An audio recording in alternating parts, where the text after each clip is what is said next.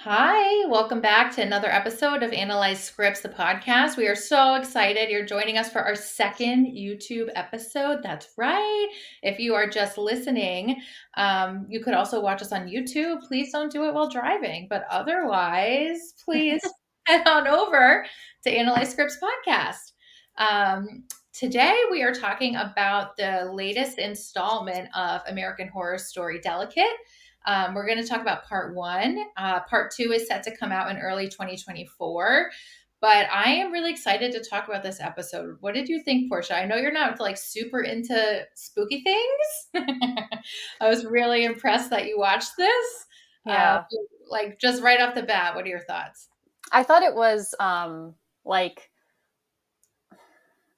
intense in the way I think because as a woman who's like goes to the GYN and who, potentially will or will not experience the birthing process or the pregnancy process, I felt like it was a little traumatizing, but in a Yeah, way that like I want to hopefully be clear, and I think you can do a better job at this, but like this is not a normal experience. Like this is in I hope so many ways horrific, and like just there was so many moments that she was like invalidated, and not. I thought that that was just like bad. I mean, in this Yeah, whole experience that's already really scary and sometimes daunting and can be yeah, painful, just to add this obviously extra fictional like yeah. layer to it, but it was like hard to watch.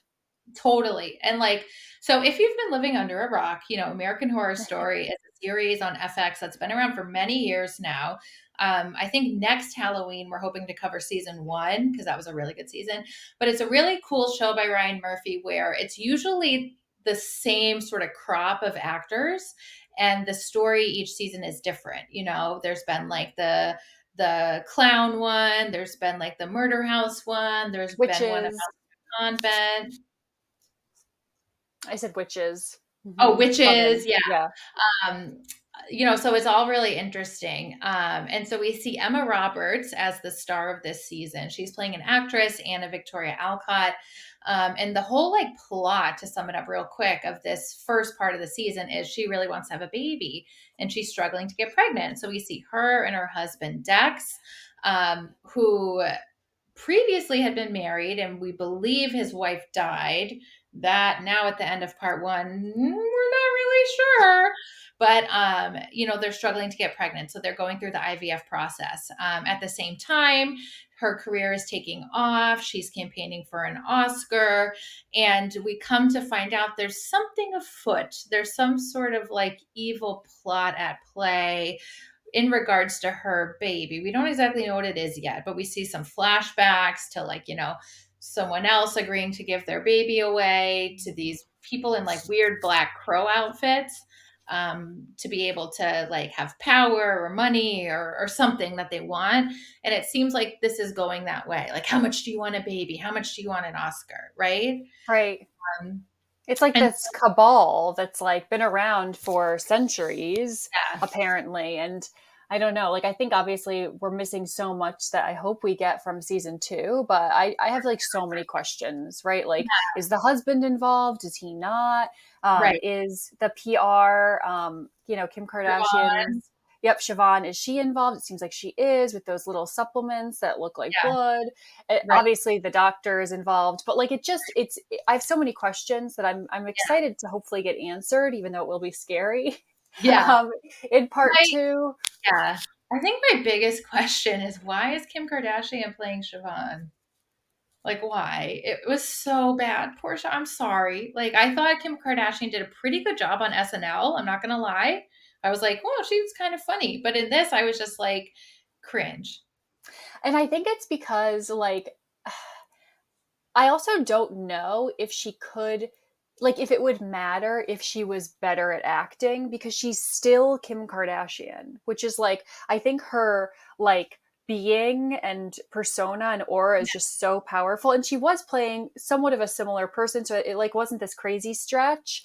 But Yeah. I think it's just so hard because we know her from 20 years of reality TV that like I can't see past that. So regardless, even if she was, you know, I don't know. I like, so I can't tell. Is it like, is it poor acting, or is it just like I can't see her in another way? I think I think it's it is both. for acting, Yeah. but also, like, why her? Like, I've got to imagine there's so many good actresses out there that could have done a great job in the role. And it's not like American Horror Story's been doing badly, as far as I know. Maybe the ratings have been down. I don't think they've been down that much. Like, why? Like, I just feel like it's to use her for her following and to get eyeballs on the screen. But it honestly annoyed me. Like, I would say of all the stuff we've watched so far, I felt like this was the worst, just in terms of like, I didn't like it that much, like, in terms of, like, the acting and stuff like that and the storyline. I liked all the mental health themes. I'm excited to talk about them, but I was just like, even like Emma Roberts' acting, I didn't think was great. I don't know.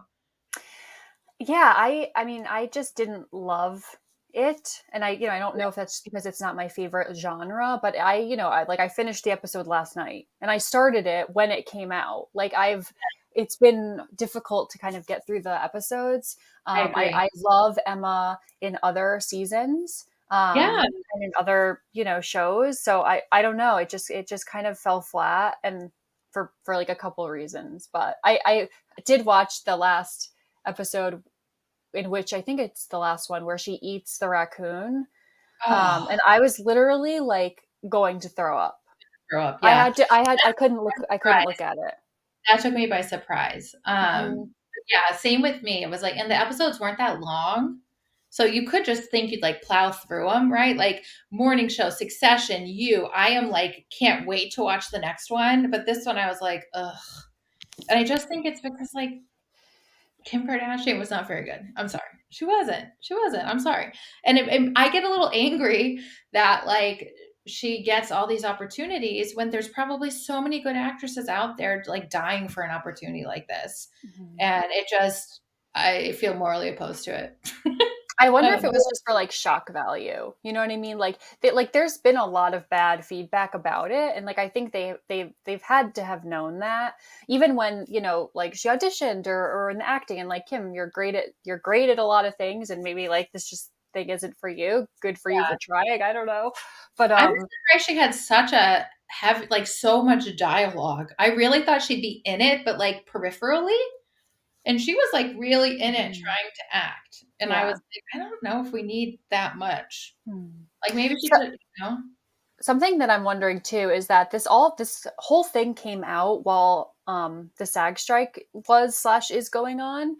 So I think that's also interesting, because like I didn't see any Promotion. like promotions for it from Kim Right, or anyone else, and I just thought that that's like, there's been other bigger hits that have still done well despite not having the actors, and the you know Bear.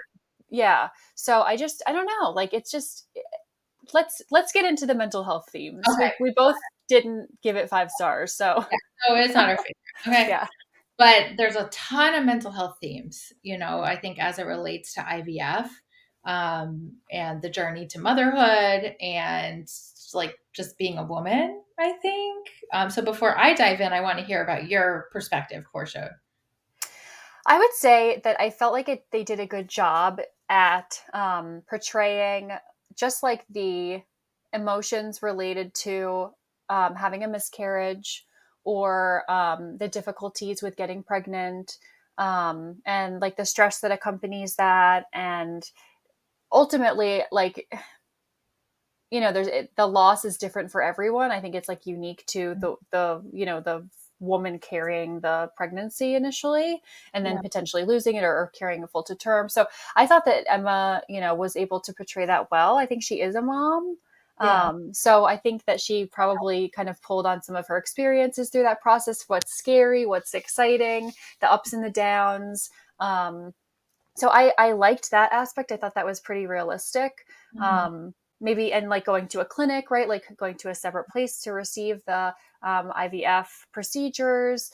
Um, I didn't love the red, right? Red gloves, red walls. It was like all like, first of all, why would you ever have a red glove? Obviously, they did it in the movie for a reason, but like, it's like, is there blood on it or not? Like, I that's think the red is weird. like for visual effect, like with the movie, Yeah.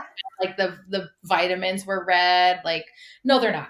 Like, like I think that's all just for visual effect, and very in line with like the AHS genre, I would say, Yeah. but certainly that theme of red, Hmm.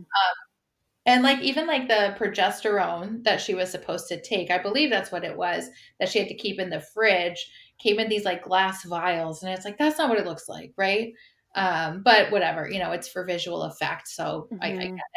But like the vitamins that Siobhan gave her that look like blood, She's you like, can it's just take B12. I was like, you it's can not just take a B12. B12 pill. That's obviously not B12. And also, like, why are you relying on Siobhan to know if this is safe in pregnancy? Just call your OBGYN. I mean, turns out this guy's like involved, so you shouldn't trust him. But in general, I was like, okay. I mean, I think that it's really important to point out that, and this is like one of those things that goes without saying, and yet we need to keep saying it, that IVF is incredibly stressful under the best of circumstances and capital T trauma in many circumstances. I'm not even going to say in the worst circumstances, because I think it just is traumatic. Like, right? Like, quite literally, it's very invasive in your body. It's very stressful emotionally. I think upwards of 40% of women going through IVF experience a mental health condition, mostly depression and anxiety, but I also see PTSD and I see OCD happen a lot around IVF. And that makes sense, right? I mean, because it is like traumatic to lose a baby, to have a miscarriage, to have a stillbirth. It's very stressful to always be in that cycle of uncertainty and waiting to get your period, waiting to not get your period, waiting to take the pregnancy test, waiting to ovulate, tracking everything. I mean, it's just so unbelievably stressful and can be really all consuming. And you can see how it can lead to things like PTSD, how it can lead to OCD after the fact, right? Because you're like, it's normalized to check the pregnancy test, check the ovulation strips, check this, check that. And then when the baby's here, you don't want to lose it. So you're still checking. I see some women like weigh their baby obsessively or sort of like obsessively track the baby's, eating, peeing, pooping, like those sort of things. It's hard to let go of that and feel secure. So it's incredibly stressful. And I did really appreciate, even though I didn't love it as a viewer, I really appreciated this being on our screens in such a like big way, right? Like just a woman going through IVF and just showing how stressful Hmm. it is. I really appreciated. Yeah, I think it's important to highlight because it's common. Yeah, Having a miscarriage is wildly common. Having sure. like infertility issues is common. Yeah.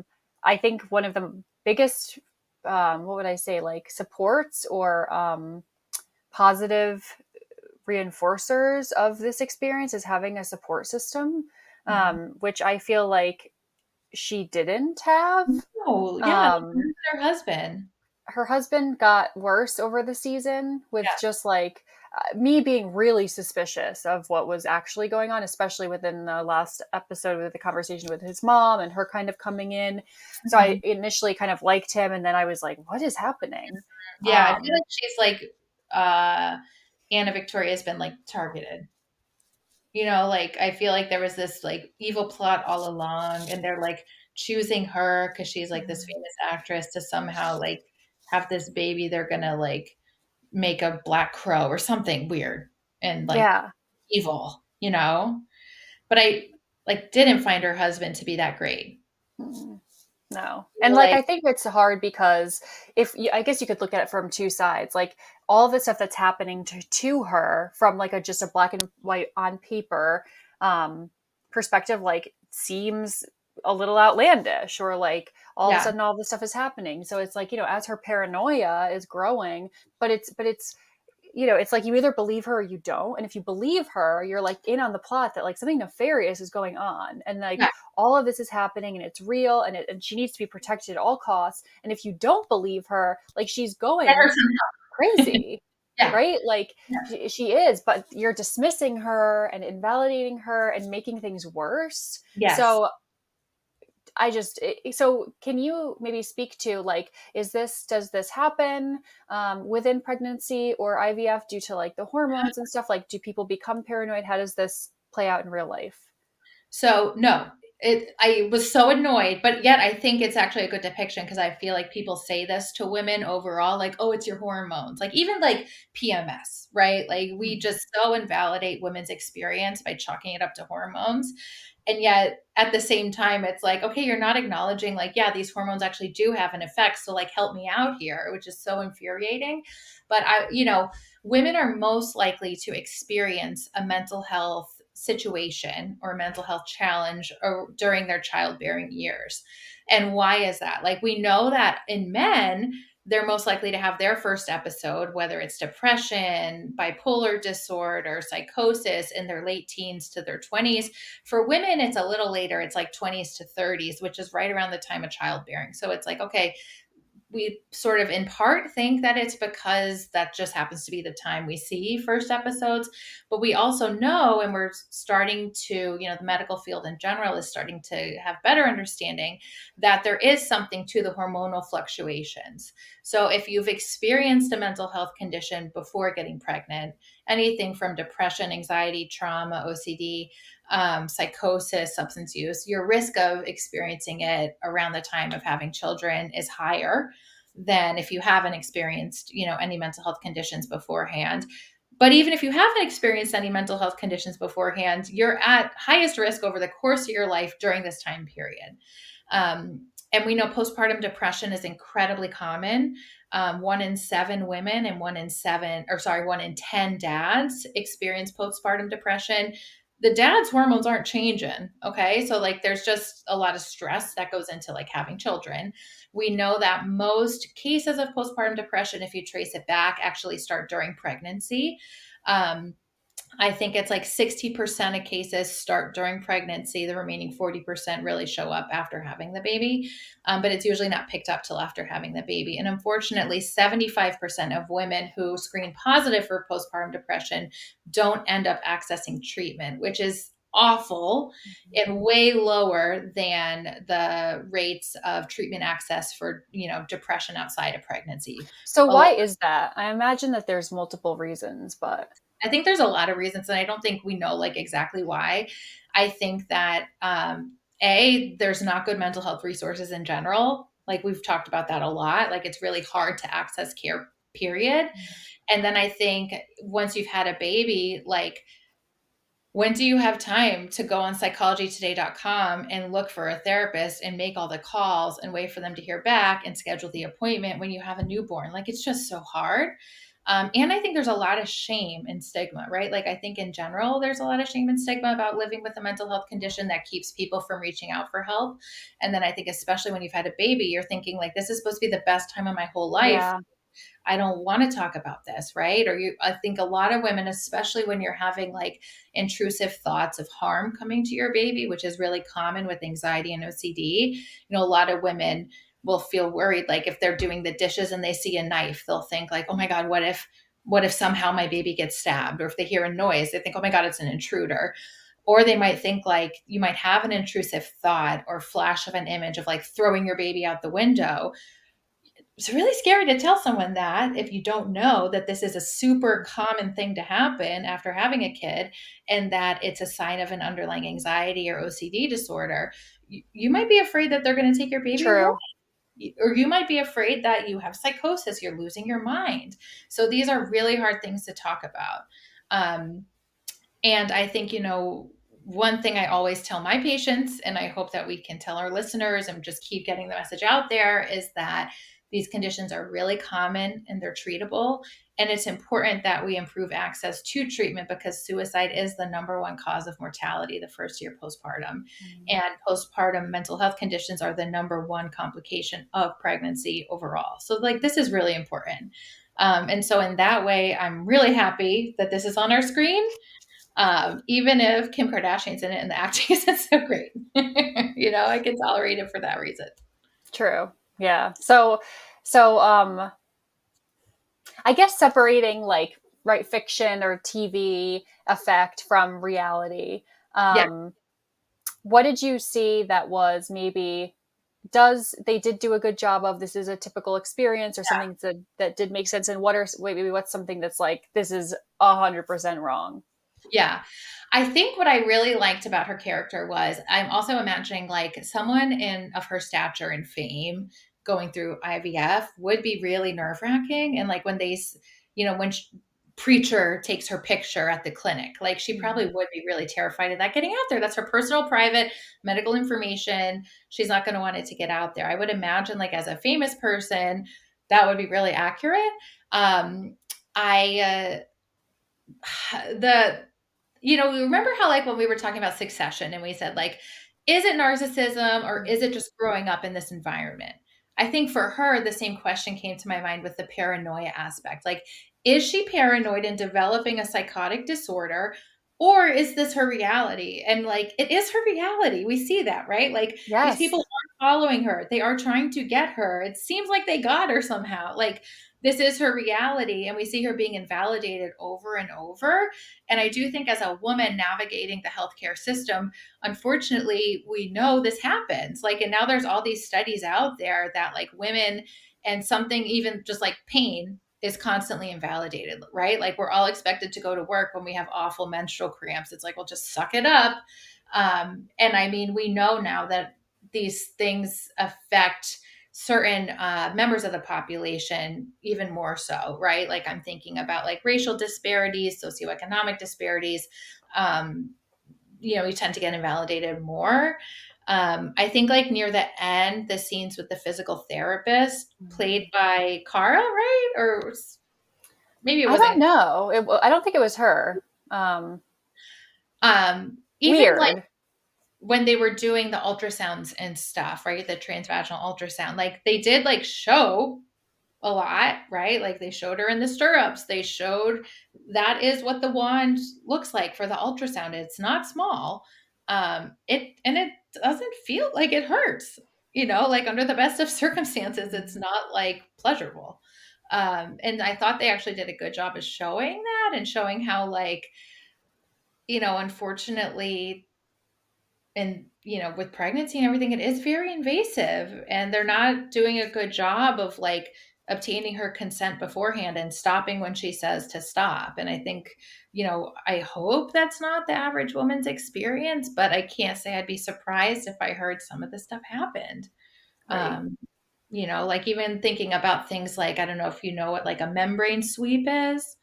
But like, cervical exams toward the end of pregnancy to see how much you're dilated. Like, you should always ask permission before you're doing an internal physical exam on anyone.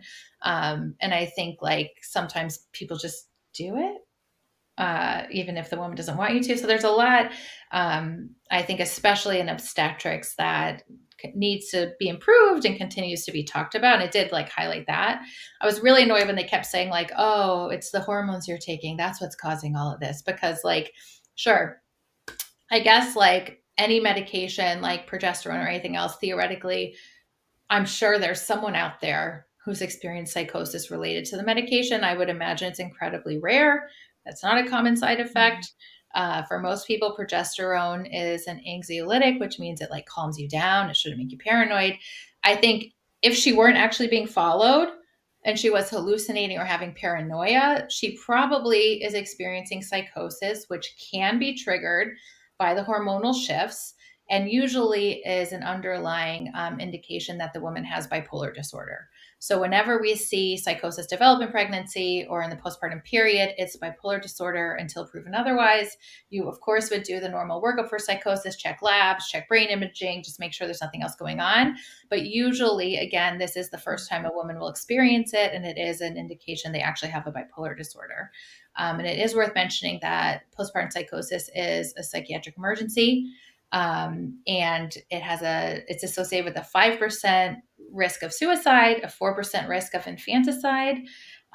So it's pretty scary. And again, I think important to note that when I am treating women who have these intrusive thoughts about harm coming to their baby, I always try to tell them, like, yes, it's distressing, but it's a good sign if you're feeling distressed by that, because Mhm. that means you're more likely to have anxiety or OCD. It's when it's not distressing or it feels almost like an altruistic delusion, like I have to kill my baby because Satan has inhabited their body Right. and to free them. That is psychosis and what's scary. And you'll often see sleep disruptions. They can't Mhm. sleep, they're very restless, they're agitated. They'll have delusional beliefs like what I just mentioned with the baby. Delusional beliefs in broad strokes are, someone a fixed belief that other people in your culture don't share, but like you believe, like, you're getting messages through the radio or through the TV or things like that. And then you can have hallucinations, which are, seeing or hearing things that aren't really there. So again, if Anna Victoria had been having the same symptoms she was having, but not been being followed, she'd be psychotic. But this is actually happening. So Right.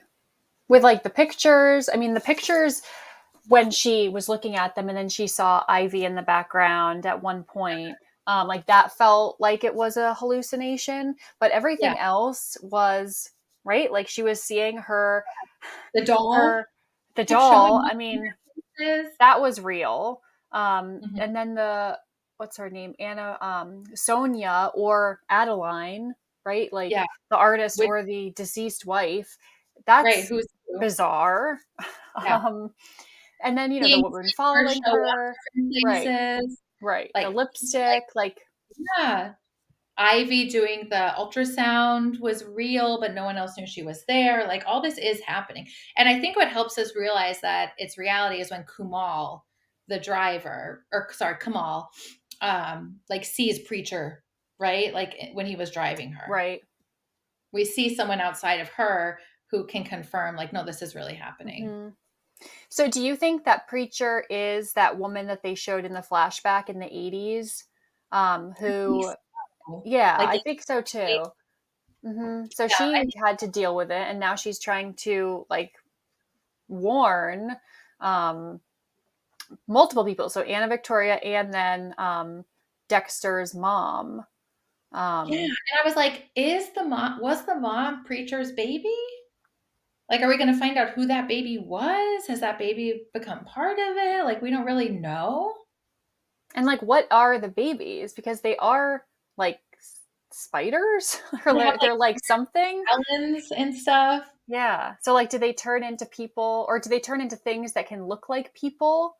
And and then like, they're is the walking husband amongst them. one, right? Yeah, Like, is Siobhan one, or do they like sacrifice them, and that's how they keep the wealth and fame, right? Because at the last episode we find out that Siobhan, when she's like with that writer guy who she hates but is like having sex with, um he's like, why did you, like, who are you? You made me do this movie, you made me cast Anna Victoria, and now it's like up for Oscars. It was like a terrible script and she's a yeah, bad actress.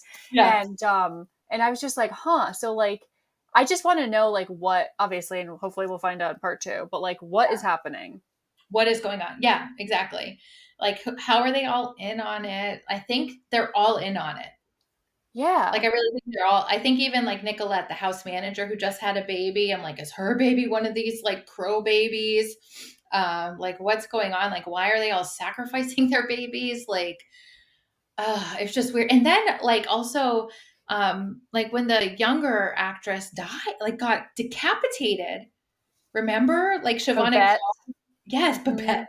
Hmm. Um, had, like, called to be like, "How bad do you want it? Are you willing to do anything?" And then that happens. I was like, "Ooh, yikes. Right. Yeah. Spooky." The last episode was a lot there. We at first, when the mom came in, so Dexter's mom, she seemed like Awful. overbearing, like rude, inappropriate boundaries, and I was, ready to kind of go down that path. And then all of a sudden, like, to see the way that Dexter like dismisses her feels very similar to him dismissing his wife. Mhm. I'm curious about, like, right, is his ex-wife alive, or is his deceased wife alive? What happened with their father? Like, is he What a part happened of with the it? Yeah, So like, why like, is she going to court against him? Like, why does she ask him to, like, testify on her behalf? Like, how icky. And, yeah. like, I just found that, like, fancy lunch between the 2 of them so awful and cringy, and the way that she just kept saying, like, "I wish I never had kids, but, like, I didn't have a choice." And you're like saying that to the kid you had. It's just so Right. awful. But also, I feel like I've seen an iteration of that conversation like on The Real Housewives. So I think there are awful parents out there who just like don't know boundaries and Mm, say this awful stuff to their kids. right. Because I think there's ways to express things that if you really feel like they need to be expressed without saying it the way that they're saying it, right? Like, oh, like, pregnancy was really hard. Like, not, oh, I wish I was never pregnant with you. Or like, it's, I'm toddler years were really challenging as a parent. Oh, you were colicky, you didn't sleep a lot. Like that's like kind of a fact versus, and I wished that I had given you up for adoption. It's like Right. there's But a I think like difference. right. I think to be able to like navigate that difference and see it, you have to be able to empathize with Dex in this case and imagine like what's it going to feel like for him if I say this and maybe I shouldn't because maybe it'd Right. be hurtful.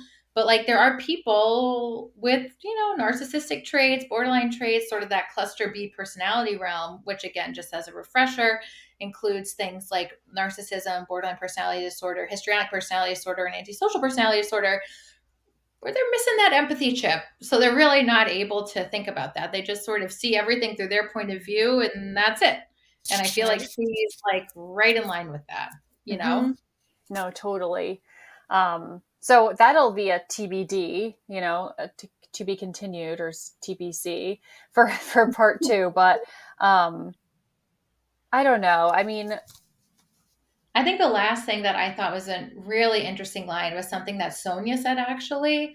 Again, Sonia is like, I guess, like the artist that Dex is apparently working with, but she looks a lot like his ex wife. And like even, identical. yes, like even Anna Victoria like asks her, like, are you related to her? Do you know her? And stuff. Like she's starting to pick things up. And Sonia was like, my mother was borderline or bipolar or both, who knows? And I actually thought that was such a smart line because those conditions, borderline personality disorder and bipolar disorder, often get misdiagnosed as each Hmm. other. Sometimes you can have both simultaneously. I'd say that's probably pretty rare, but we're constantly misusing those labels, not only in popular media like this, but I think even unfortunately within the field, there can be similarities. And I think I often see people diagnosed with bipolar disorder when really what they have is borderline personality disorder.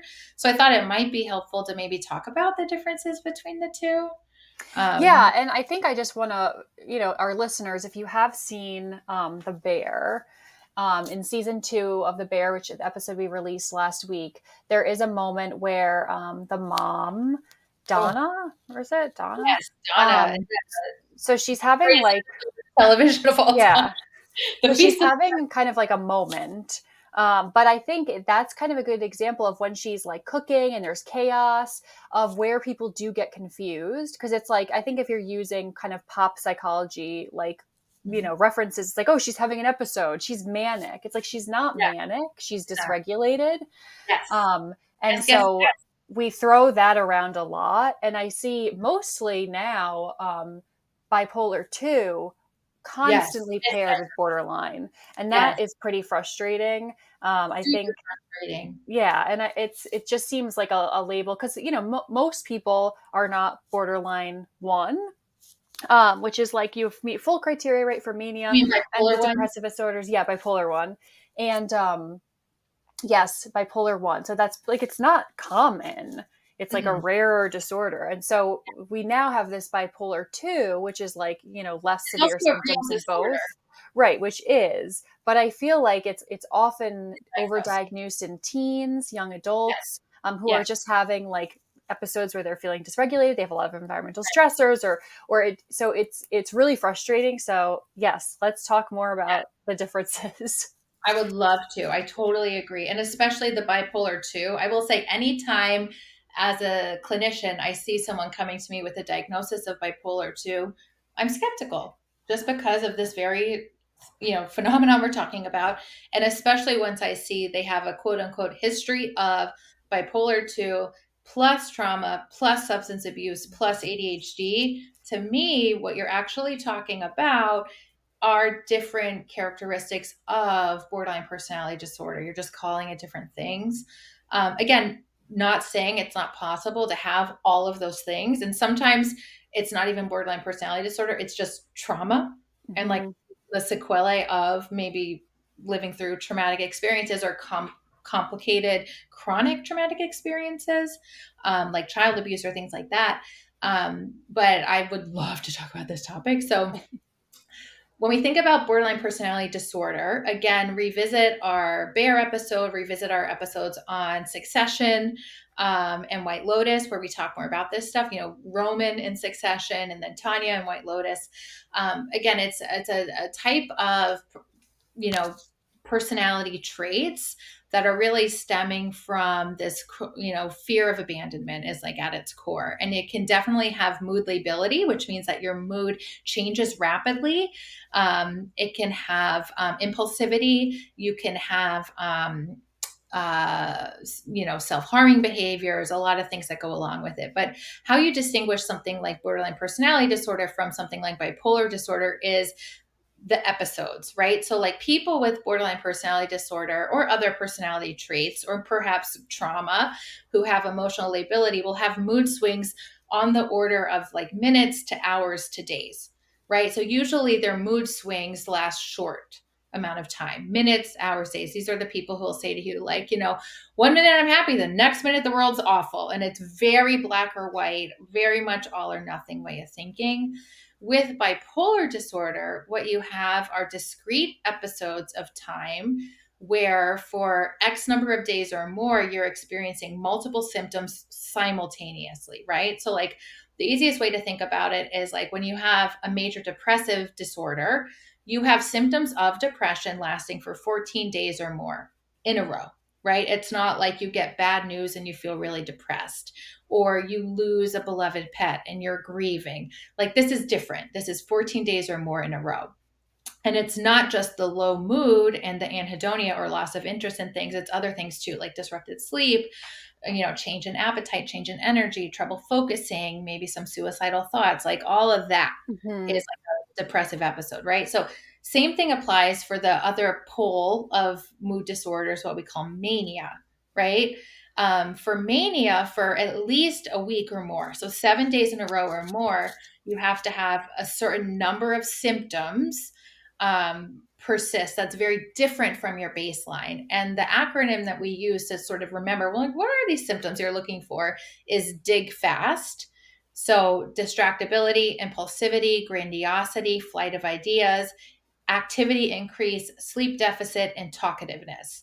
So basically, these are people who feel like Superman on top of the world, very grandiose, have all these big ideas. They're engaging in impulsive behaviors, whether it's substance abuse, reckless spending, gambling, sexual encounters, you know, flying down the highway on a skateboard, jumping off a roof, you know, because you think you can fly, like all of this stuff together. It's really hard to follow their train of thought because they're all over the place and they're talking so fast. We call it pressured speech. You can't get a word in.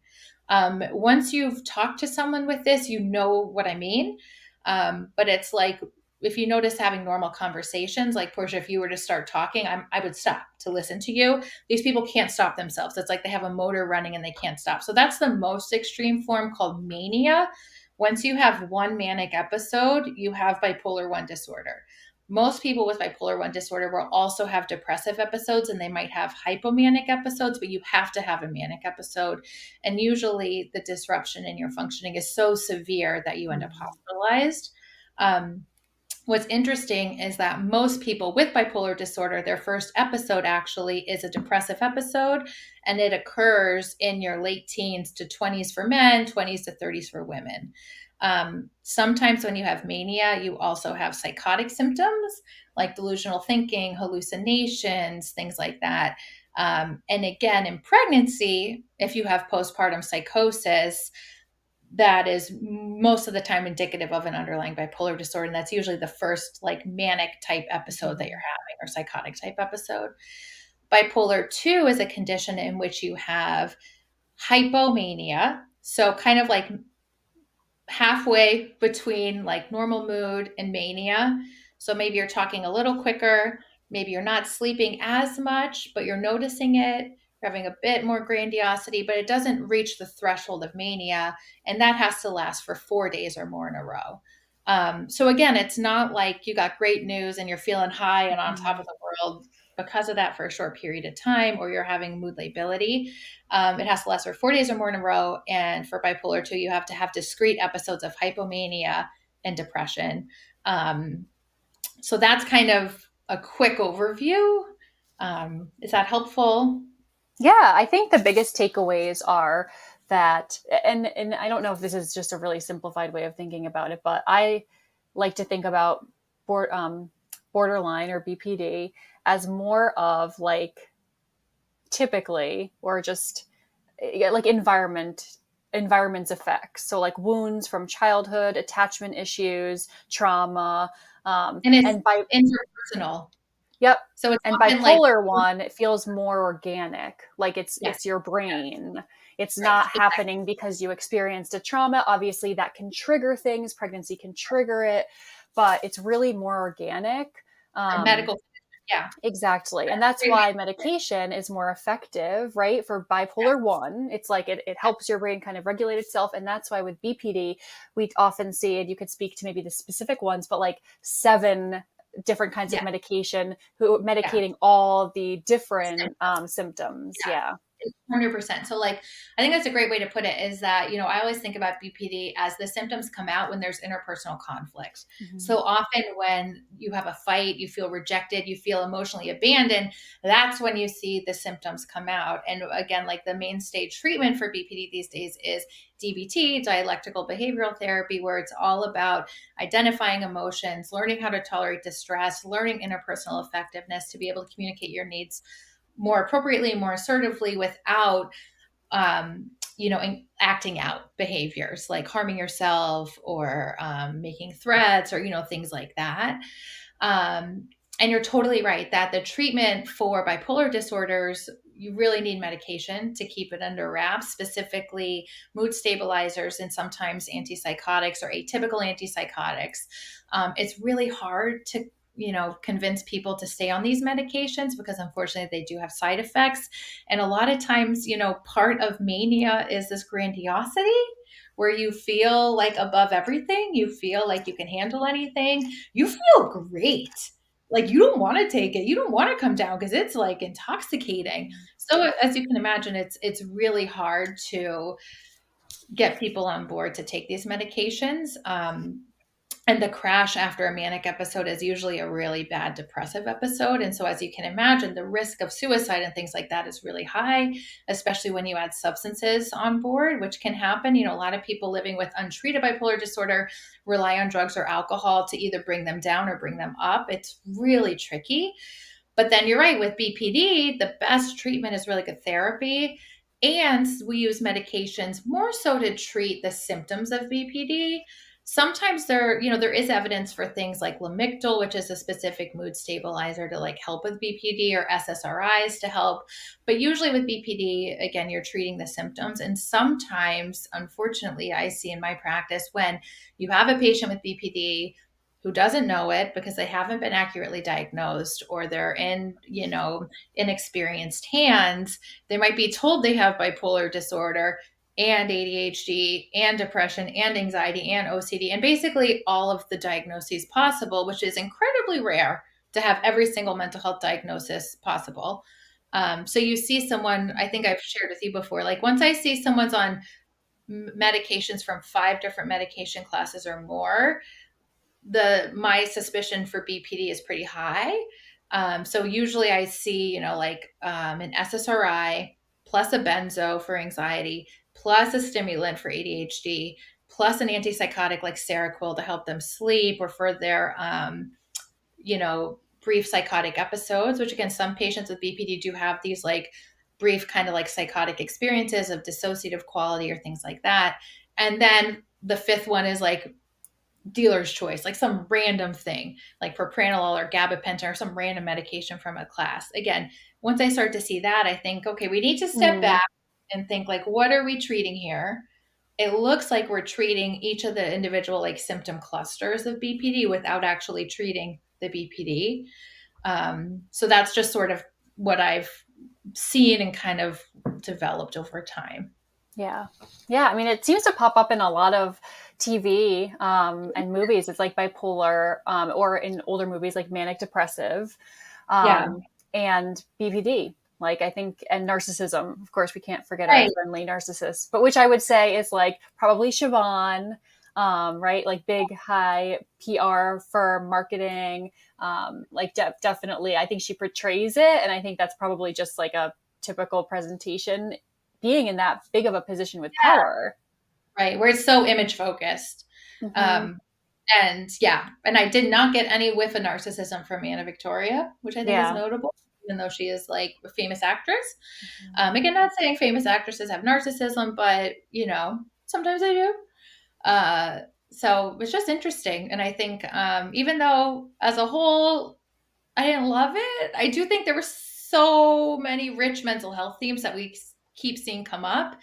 And like, I always find it fascinating that in the art and media, this like crossover of like narcissism, BPD, bipolar disorder, like kind of mirrors clinical experience, that these things can be tricky to tease out because we don't have like a blood test or brain Right. scans. Despite what the Amen Clinic and all of their charlatan shenanigans will want you to believe, you can't diagnose this stuff with Your blood tests, favorite. brain scans. Oh my God, I just drives me nuts. Yeah.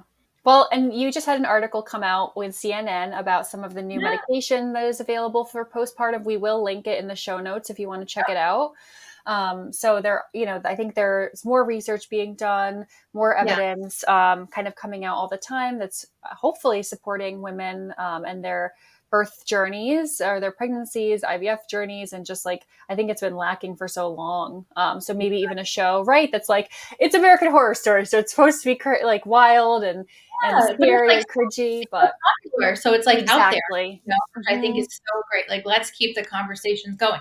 Yep, love it. Well, thanks for listening today. We will be releasing part two as it comes out, and I am excited to do at some point Murder House, just Yeah. because of the right, like the psychiatrist in it. So that'll be fun. But you can follow us on all sorts of social media, TikTok and Instagram at Analyze Scripts Podcast. We are on YouTube now. So if you're watching, thank you. If you're listening and you want to watch, check us out there and make sure to like, share us, and subscribe. And we'll see you Yeah. next time. See you next Monday. Bye. Bye.